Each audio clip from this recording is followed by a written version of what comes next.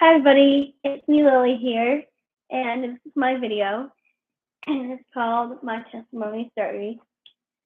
So this is very real for me, it's personal, and I'm going to get very candid, real, this video will be vulnerable and sensitive, and maybe some sort of subject to talk about today.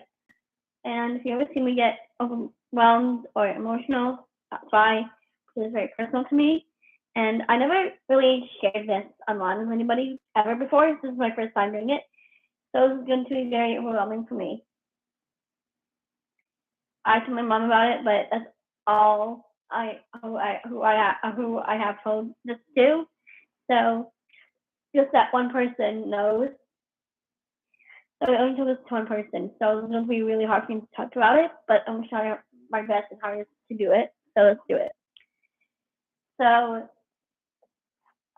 my full name legally is Lily Grace Boyle. I was born in Los Angeles, California, of the year 2000 on August 15th, which was on a Tuesday. It was very hot outside that day, on that particular day.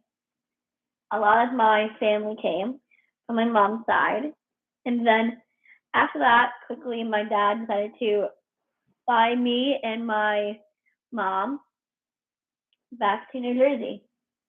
And that is actually going to be the bulk of my testimony, because that's really where my testimony would begin, truly. So just so you're on that. So I didn't mean to laugh, but if you me laughing a lot, it's because it's nerves. I nervous laugh a lot when I'm nervous, so just know that way there's nothing going on. So yes. Also, before I jump into this, I should have added this in the beginning, but disclaimer. I do want to add a disclaimer to this video here online on YouTube here, which is I will be nervous laughing my tongue because it's nerves, and that's normal. It's healthy. It's good for me. Good for all of us. Healthy for all of us, and good for our bodies, all our bodies.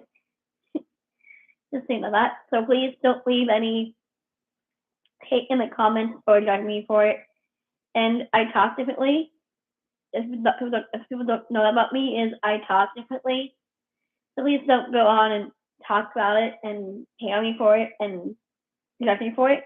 I know that so many of you out there don't do that, like my best friends, my family, none of them does that. But I'm just saying, please, this is for the haters. Please don't judge me for how the way I talk and the way I speak kids. So please don't go on and judge me for it and hate me for it straight out of the gate. So I told that, and I wanted to add that in here before I move on. Okay. So yeah, I was born in Los Angeles, California. I was born on Los. Oh God, I'm sorry. Truly.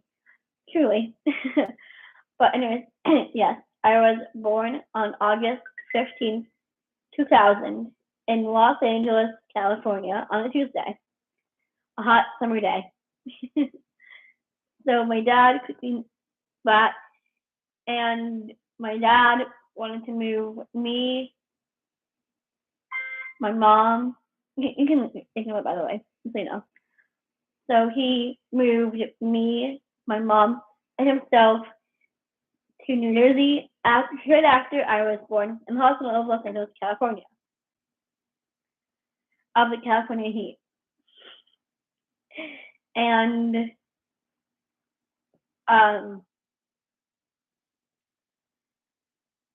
because he wanted me to grow up and be raised around my family on his side, so it makes total sense, complete sense, totally. And I love that he did that. I'm not saying that I hate it or anything like that, or that I judge him for doing that, or that I hate him for it. I'm not saying that at all. I'm saying that that he did it, but there was still a part of me that wanted to be staying. There was a part of me in my heart that really wanted to stay in California because that was basically what I knew. And sorry, I was just deep so fast. I'm so sorry, but my heart was my heart was in California more than New Jersey. No offense to New Jersey, okay? No shade to anyone that was there at all ever. But I was saying my heart was in the place of staying in California because basically all I have known was California. The heat there is, you know, in that general facility, you know. Um,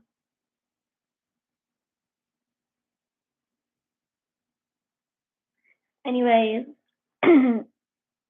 um, and so after he moved us there, I lived in my first house, which is the house my parents were married. It was actually a lot of fun. It was very cool, I think, and a lot positive. And then once I turned 8 years old, once I turned eight, yeah, eight. Wait, hold on. Yeah, hold on, one moment. 1, 2, 7, 8. There you go. This is 8. Once I turned 8 years old, unfortunately my mom and dad had gotten divorced, and that was really hard on me because I was so young when it happened, and I was very confused. I was confused and I was scared. I didn't know what was happening. I saw my mom and dad fighting at a front door. I can't remember exactly what it was happening because I was so my mind was so clouded. I didn't know what was happening. My mind was very much clouded, and I didn't know what the heck was going on. But um, yeah. And so then once I turned, I'm skipping ahead, but 11 years old was when I met my sisters now. My oldest one, her name is Emily. And hi, Emily. Thought if you're watching this right now, that you're watching this still. And then my second oldest sister, her name's Amanda. I met her at my oldest sister's 16th birthday dinner, which was a lot of fun. And straight away looked up to them. I straight away looked up to them as sisters, straight away, out of the gate. And I was so happy. I was so excited. I don't know if they, like, I don't know if, anything at that time because I was, I was 11 years old. I didn't really know much. My mind was clouded then too and confused. So, and kind of I was in dazes a lot. So I didn't know. But I would gaze at them both really, like, they're so cool. They're older than me, but they're so cool. Even though they're both older than me, I still love them. I still go to them. You know, and like I kind of like as if I idolize them. That's the word. I idolize them. I still do, by the way. And now I'm 22. I'm now 22. 22. Sorry, this is a weird topic. But I back to when I was a kid. I really didn't know much as a kid.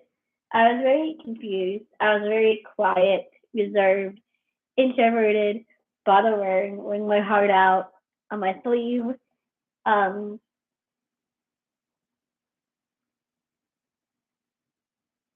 Muted, confused, scared, timid, antisocial little girl, basically, you can say. That was me as a kid. That was very much who I was as a little girl, and at times can still be like that, but not as much as I was at the time. because I didn't know anything. So I'm gonna type stuff right now in the comments. I'm gonna say something live.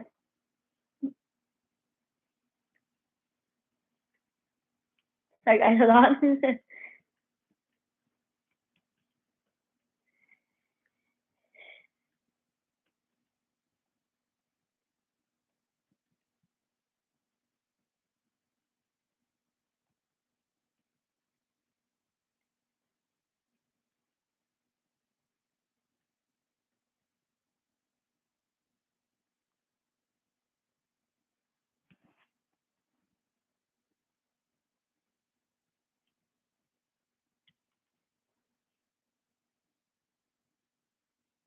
Okay, we're good. And yeah, I really didn't understand much as a little girl. I was very much like what I just said. That's who I was. It was my personality. It was who I actually was. Okay, like that's who I was. Not who was me naturally. Um,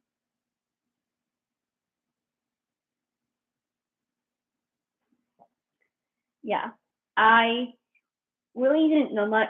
I really didn't know much growing up in New Jersey. Um,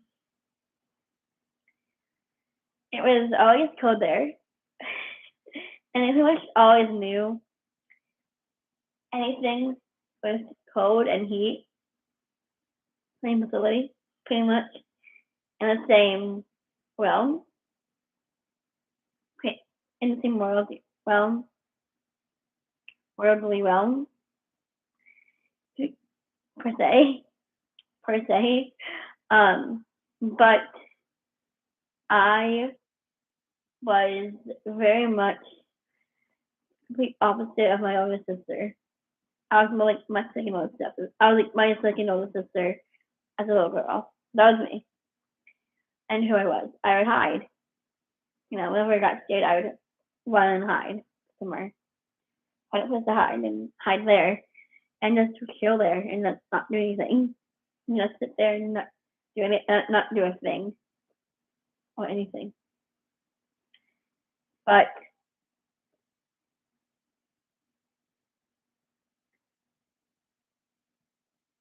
I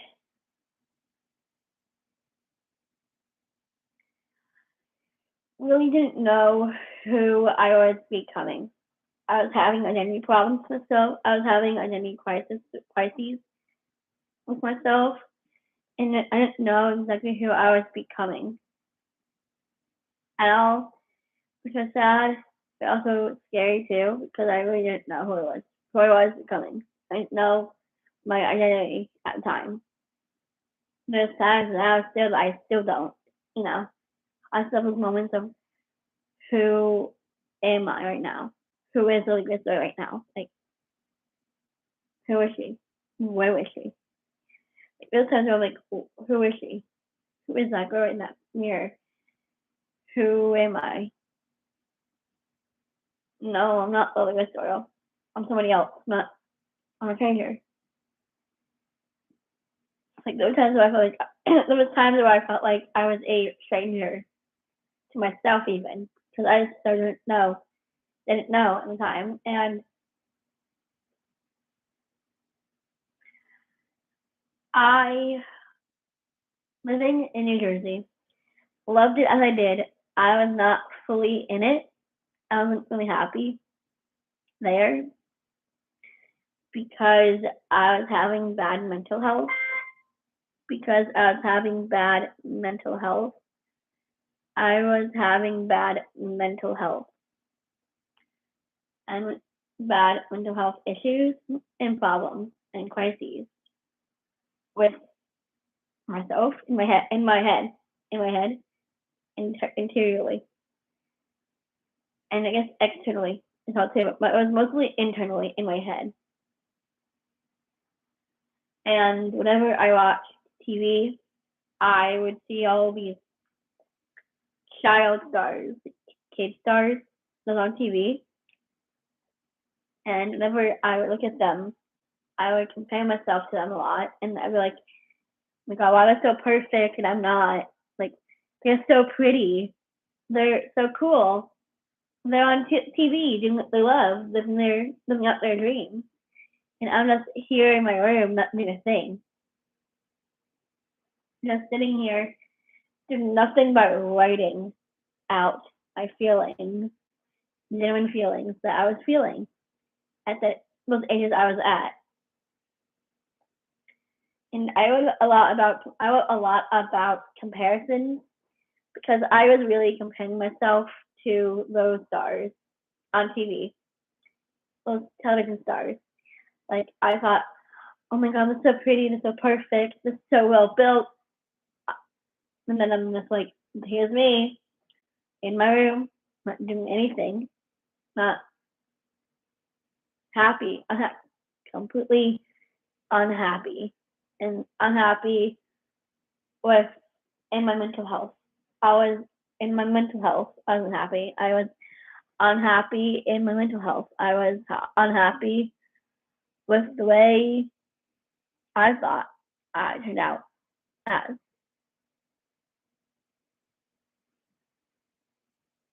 And I thought to myself, I can't do much right now except just pray to God. And I did that. I would kneel at my bed and pray to God. And I'd say, Dear God, I'm really struggling right now. I need your guidance right now, your protection, your defense. Right now, I need your grace and guidance to help me get through what I'm going through right now. I feel like I can't do anything but talk negatively on myself. Could you please uplift me and help me get find that place in my life, in my heart, to have me understand that I'm perfect, the way I am, the way I'm built, of my size. And I swear to you, at that age I was at, I heard God's voice in my head telling me one word. Just one word, and it was okay in my head. And I couldn't believe it. I was in shock. I couldn't believe it. I was shocked. I didn't know what to do. I couldn't believe it. I couldn't believe God came through to me in my head internally saying one word, okay. Okay. And I didn't really see God as a faraway figure from me. I just thought of him as a friend, a best friend in that. And I felt like I could really confide in him, really talk to him, and really just talk to him freely and not feel like I'm being judged on anything. And I felt like I could really talk to him because he never made me feel bad for it. And I knew that God was there. I knew he was listening to me, talking to him, and I knew from that point on that he was listening. He was listening to me, and it was amazing. And then once I grew a bit older, I would say 11 years old. Yeah, 11. I was 11. I was 11 years old. And I had this thought in my head that I can't do what I was planning to do. And so I said to God, hey God, I need you right now. I need you to talk to me right now. You need to set me out of my thought process right now. And he said, okay again, all right. And he did. And I said, thank you, God. I said, thanks, God. You're the best. And then he said, one more to me. And again, my head saying, you're welcome. You're just to me crazy. I didn't say it at that age, at 11 years old. And that was the age where I met my sisters. Hi. Are you on the phone? No, Oh, okay. doing a video. Cool. Oh, yeah. I just wanted to check. Here's one video too. You're gonna voice. Wait.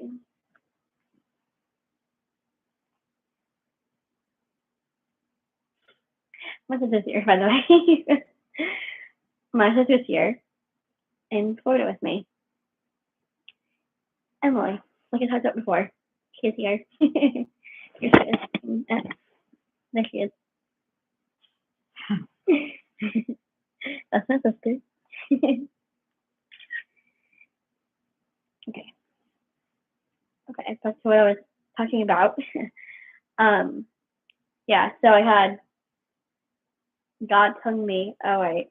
And so in my head, to snap me out of my thought process, and he did just that. And I was actually the age where I met my sisters, Emily and Amanda, at my older sister Emily's 16th birthday.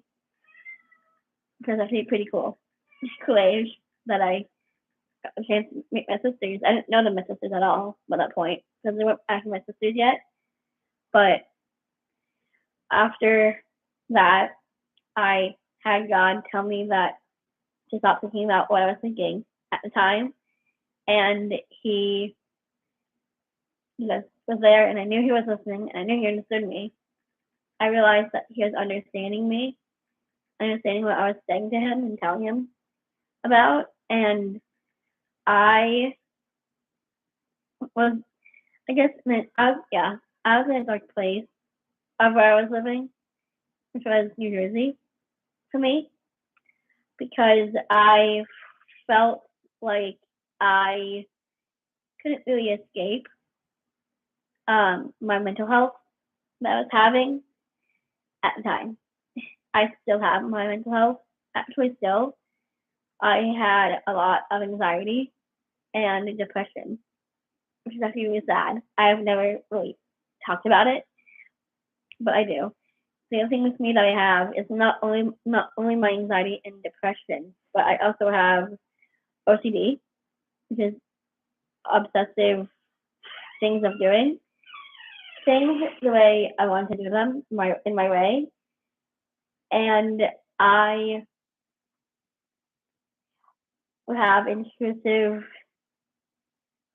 thinking as well too, that I didn't know what it was at all, and I had to have God tell me, Lily, step out of it, step out of it, step out of it, step out of it.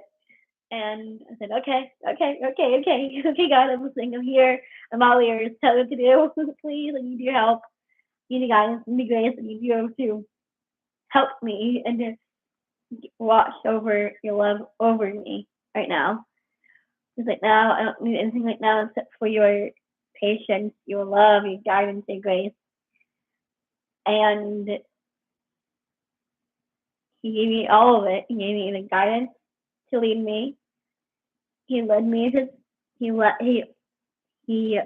me in his guidance. He made wash over waves of love and acceptance and everything good, even his grace, which was really nice. It was very sweet of him to do.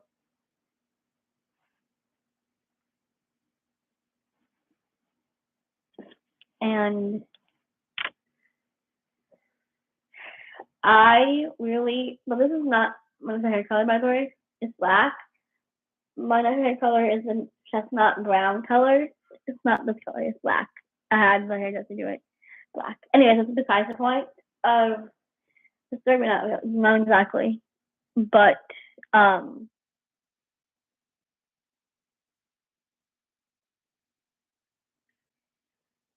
anyways, and so I really started comparing myself to the stars on TV. I said, God, I need your help right now. I'm really comparing myself to these stars.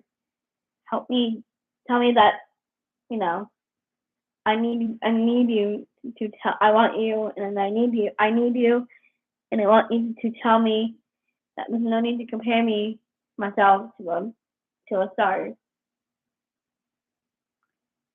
and tell me that my life is good, that it's perfect to you and your eyes, to yourself.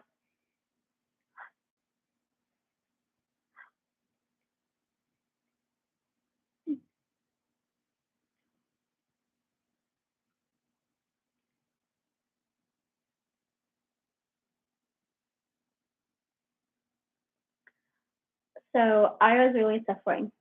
I was suffering a lot from things. I was suffering from intrusive thinking to OCD to intrusive thinking to anxiety and then to depression. And I carried a lot of it. I carried all of the weight on my shoulders, like as if it was all burdening on my shoulders. And it wasn't from anybody doing it to me than myself. I was doing it to myself. And I so didn't need to do that to myself, but I did. And I'll say, in my opinion, I think it's kind of dumb of me to do, but I did it anyways. But I was like, God, I need you to see me through right now. I need you to help me get through this. I need your help. I need your guidance. I need you guys right now. I need you to lead me to where I belong, to where I should be belonged, so I know where I fit in my world. Oh, sorry, that was moved completely. So I think that's happened, shifted. I don't know why, but I did. Anyways, yeah, and I was thinking to myself that I was very much so suffering, and I didn't really know exactly a way out of it. There wasn't really a way out for me with my mental health at all, ever. But once I started praying, I realized to myself that what it was that I was missing. I was missing praying to God. And over the years, I haven't. And I did that. I was doing it way more than ever than you could ever think anyone would do. Well, I'm doing it, But I did it, and I felt good about it. And then once after I prayed, I would write. I wrote a lot. I journaled way more than you could think of that anybody would, actually, any little girl would do. And so all I did to distract myself was to pretend that I was happy, and I had this persona playing in my head, on repeat, playing in my head. That I just put on this like fake happy persona in me. Sorry, my phone's just blowing up with text messages.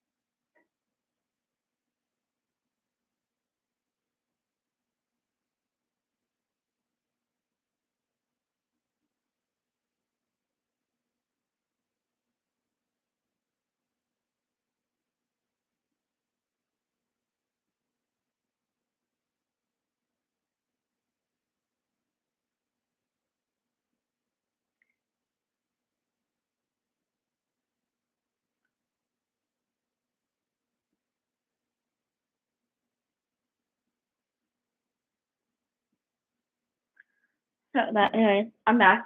Sorry. So I pretend that I was having this perfect, happy, fake persona,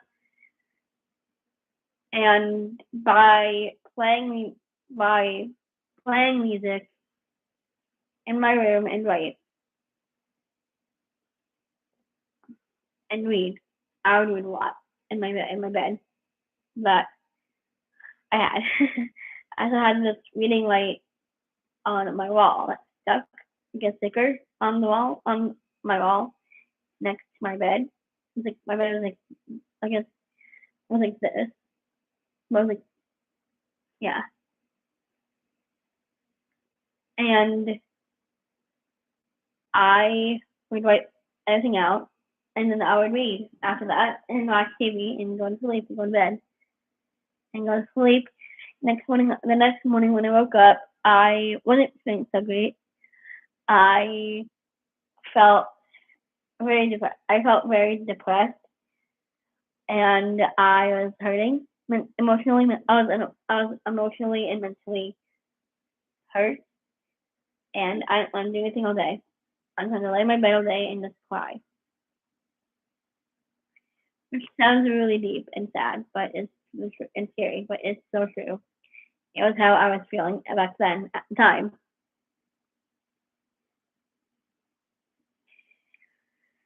And then I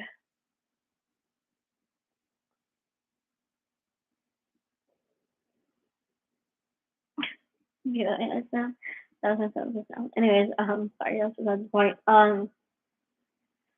But I really didn't know what was going on with me, why I was the way I was feeling, and the way I was, and how I was acting up. But next morning, on Sunday, me and my mom went to church that Sunday, on that Sunday.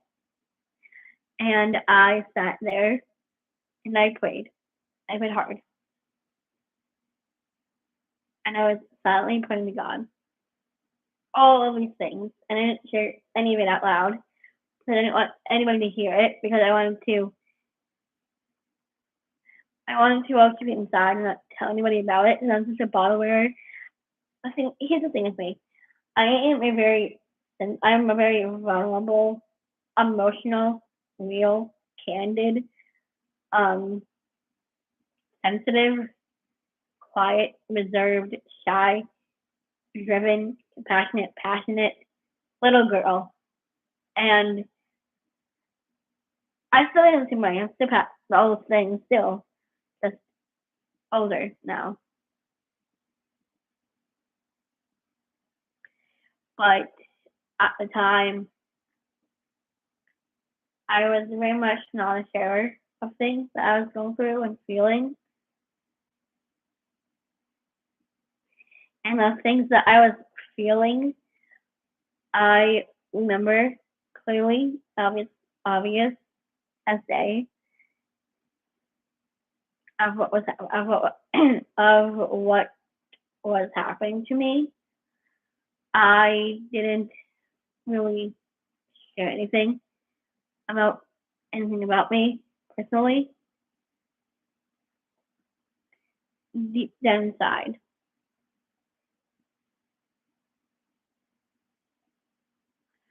I really didn't know, but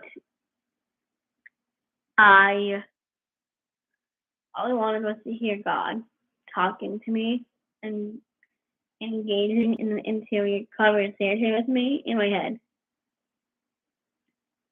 And the next thing unto another, it happened. It happened. And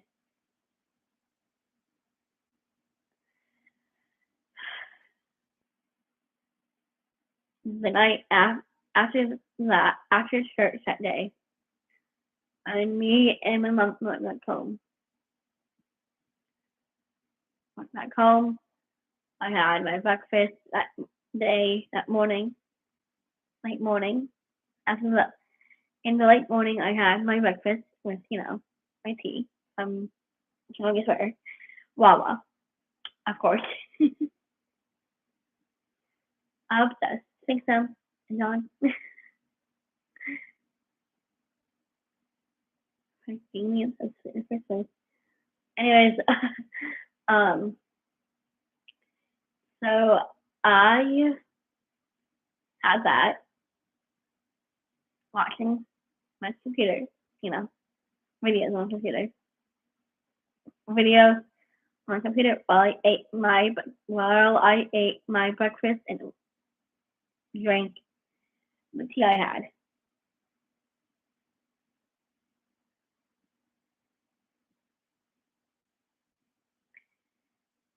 So then after that, I took a moment to write down everything that I was feeling at church, and I did. Didn't share it to anybody. I wanted to keep it to myself.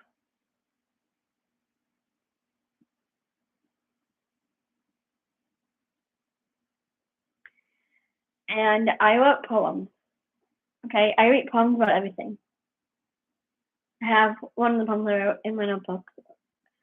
I don't know if actually, yeah, I will. I will read to you, actually, because, it's a part of my testimony. Why not? Hold on. I'll be back. I'm going to grab it, see my wall and my bedboard right there. So, hold on. Just give me one moment. Hold on.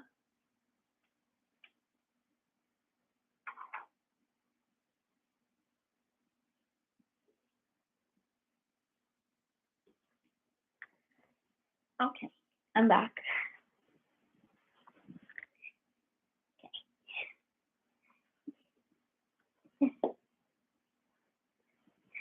Okay, here's my notebook. This one right here. How pretty is this? It's so pretty. My sister gave it to me. Isn't it pretty? It's grateful, thankful, blessed, and rose gold. And it's really pretty, like vintage live. I love it. I'm like, oh, just no one knew. Yeah. Anyways, I'm gonna find that poem and read it to you right now because why not? Okay, found it. It's called Frozen Night. It's called Frozen Night.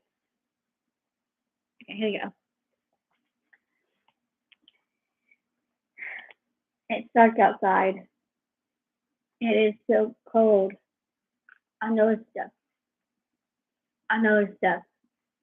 The colder it gets for me, the colder it is, the harder it gets for a living life. It's quicker. I freeze up and turn into stone, into stone, into stone. But feels nothing except for stone cold.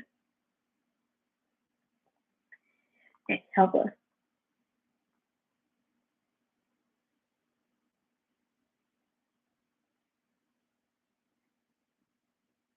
A scary, helpless feeling.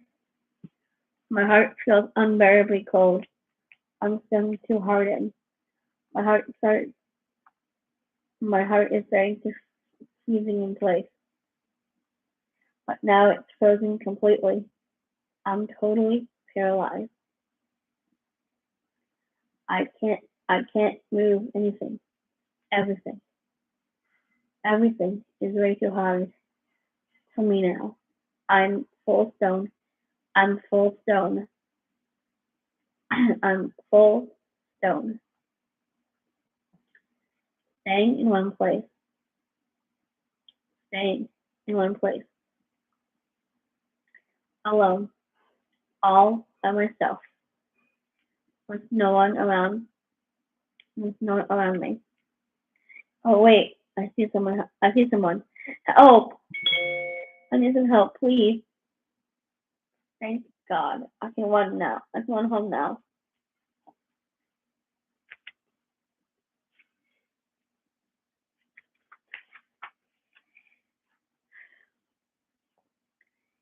No longer stone. No longer stone. No longer stone. I'm a human being. I am running all the way home. I just made it. Farewell now. What a poem, right? What a poem. Let me tell you. but that was the poem I wrote. So I'm picking up one more poem. I love poems. This is the fun, and this is my way of expressing out everything and expressing my feelings and my emotions and my emotions. Anyways, no, we're getting close to the end. I promise you. And so after that, not that poem, but that I explained this now. But I met my sisters at my other sister's 16th birthday. All the way through, my mom gets remarried to her now husband, who is my stepdad, who is also my stepdad, and his name is none other than John F. Shresky, which I love. And then so which means I have two older stepsisters, which is Amanda and Emily, or Emily and Amanda, since Emily's the oldest. So it's three of us. So it's Emily, Amanda, and me. All three of us. Kind of like the Curtis brothers, but not exactly. We're sisters, I guess you can say. Three sisters.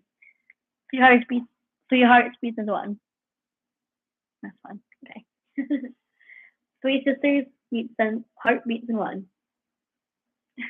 That was so bad. Anyways.